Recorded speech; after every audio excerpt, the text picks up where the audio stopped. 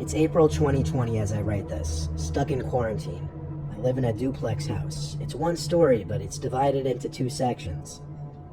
Each side has 2 bedrooms and a kitchen, with each having its own front door.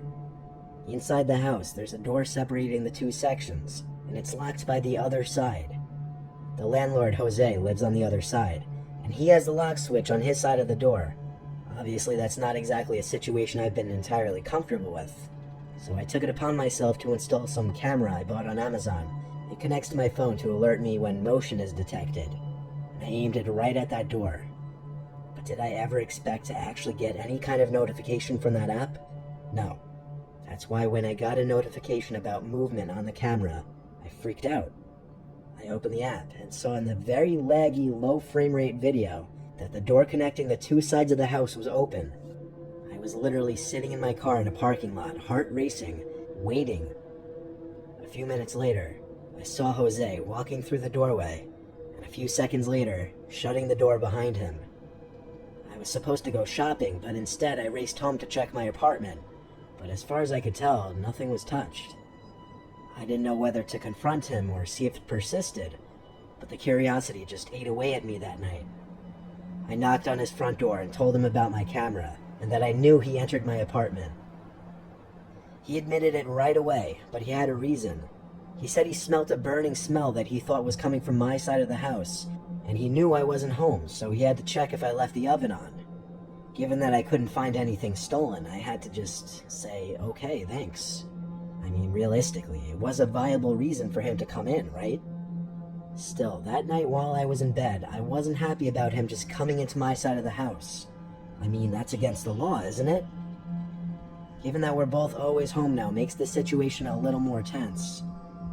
A few days later, I was up really late on a Zoom call with my friends when I got that dreaded notification on my phone that there was movement. I closed my laptop for like a second to go outside my room. All of my lights were off out there, obviously. It was like 3 a.m. I was in the living room, and I saw Jose standing in the corner. He had something in his hand that I couldn't see, but he was surely looking at me. I could only see him because the light from my bedroom came out to the living room slightly. He started walking to me like a zombie. I told him to chill out as I backed away into my room. When I saw him still approaching me with this lifeless posture, I slammed the door shut and locked it. He started to pound on the door with some blunt object and tried the doorknob. I yelled at him to stop before I called the police.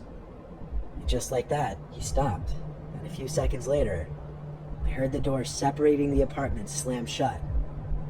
I peeped into the outside. He appeared to be gone. I got the police on the phone and had them come to the house. We got Jose to come to my side of the house. He claimed he didn't remember a thing, and as the 4 of us watched the footage on my phone of him entering my side of the apartment, he had this look of fear and remorse. That's when he claimed he has a sleepwalking problem that's gotten worse recently, and he's on a bunch of medications. The police asked me if I wanted to press charges. I looked at Jose and said no. However, as soon as the police left, I barricaded that door with my dresser and started looking for new apartments. I haven't seen Jose since, and I'm not staying here much longer. I don't think I believe his sleepwalking story. It truly seemed he was trying to hurt me that night.